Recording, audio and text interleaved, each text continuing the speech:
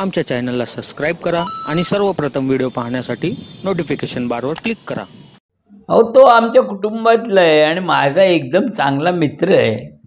आणि मी जे कोंबडीचोर राण्याविषयी जे काय काढलं होतं पुस्तक, त्याची त्यांनी मागणी केली होती, पण आता माझ्याकडे नाही म्हणून दिली नाही। मी आत्ताच 2 दिवसापूर्वी त्याला भेटले। हा फोटो आहे। त्याच्यामुळे हा आमच्या कुटुंबातली आमच्या बरोबर आहे। हा जाणार तर बिलकुल नाही आणि फुटणार तर नाहीच आणि गप्पही बसणार नाही। तो लढणार म्हणजे लढणार, सोडणार नाही तो। त्याच्यामुळे उगाच जनतेला संपूर्ण आणि शिवसैनिकांना मी सांगतो की हे सगळं जे आहे हे बीजेपीचं षडयंत्र आहे। आणि मला काही कळत नाही बीजेपीचं, हे असं खोटेपणा का करतात? आता एवढं तुम्ही हे केलेलं आहे, मग तुम्हाला अजून हे करण्याची गरजच काय?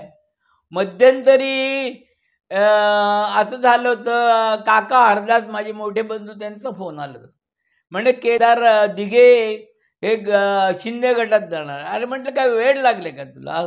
नाही म्हणे, मला एका बीजेपीचा माणूस तो आला होता माझ्या हॉटेलमध्ये प्यायला। म्हटलं तो बेवडा आहे ना, तो कसला तो? नाही तरी म्हणे कन्फर्म कर। ठीक आहे, ठाण्याला फोन केलं, कन्फर्म केलं। ते केदार दिघे साहेब हे हॉस्पिटलला होते।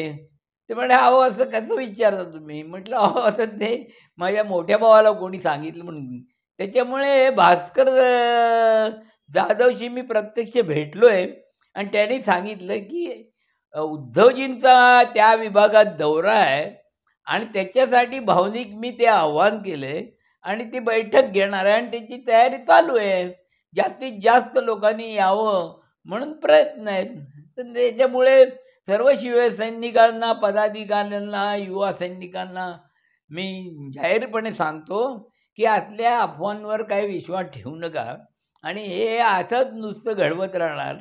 हे सगळे अँकर यांचे जे आहेत, हे पैसे देऊन सगळे कामाला लावलेत। त्याच्यामुळे तुम्ही काय, आणि अशी काय तुम्हाला शंका असेल मला डायरेक्ट विचारा, तुम्हाला त्याची उत्तर मिळतील।